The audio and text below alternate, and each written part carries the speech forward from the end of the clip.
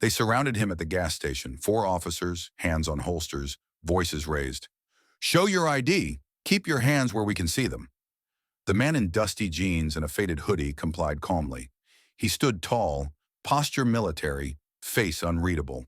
His car had a busted taillight, they said, but something else had triggered the stop. The sight of a black man alone in an expensive vehicle in the wrong neighborhood after sundown. "Step out of the vehicle," barked Officer Phelps, the youngest of the group. The man did slowly, silently. His boots thudded against the concrete.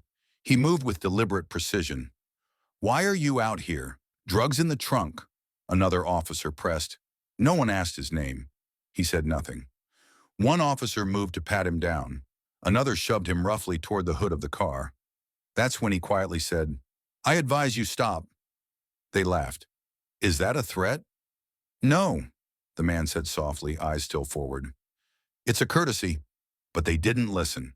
One officer jabbed him in the back with a baton. The man didn't flinch.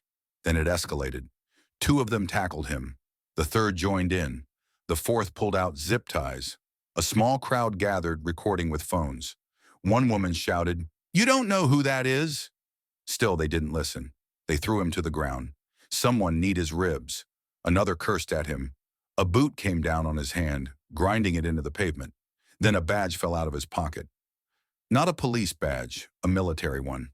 It read, "Major General Marcus J. Kane, U.S. Army Special Forces Command." Officer Phelps froze. "Wait, did that just say General?" The others stepped back, realization dawning like a slow, cold sunrise.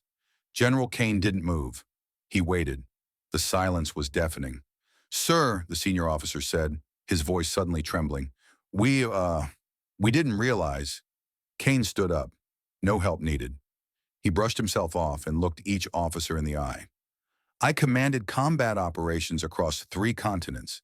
I've trained elite soldiers in restraint, discipline, and judgment. Skills you apparently never learned." He held up his badge, now scuffed from the pavement. "I am a 2-star general. I was on my way to meet with the state governor to discuss veteran housing initiatives. And you," he pointed to each of them, "just assaulted a decorated officer with 3 tours in Afghanistan, 2 silver stars, and the Distinguished Service Cross." No one spoke. The crowd murmured. Cameras were still rolling. Kane stepped toward the officers, his voice calm but commanding. "Call your chief. Tell him to meet me at the precinct. Now." An hour later, the police chief arrived at the station looking like he'd swallowed a brick. Kane was seated calmly, now in fresh uniform, rows of medals gleaming against his chest. Legal counsel sat beside him. News reporters gathered outside. The chief began an apology, but Kane held up a hand. "This isn't just about me. It's about the way you treat civilians who don't wear this uniform. Who protects them when you see their skin before their character?" He filed formal charges. The 4 officers were suspended pending investigation. Internal affairs scrambled. The city mayor issued a public apology. By week's end, national headlines read, "Decorated General Assaulted by Police, Demands Systemic Change." General Kane didn't want revenge. He wanted reform. His statement on the courthouse steps said it all. "If I had been anyone else, I might be dead. That cannot stand. This fight is bigger than one man. It's about justice, equality, and accountability." The cameras kept rolling, but this time the country was watching.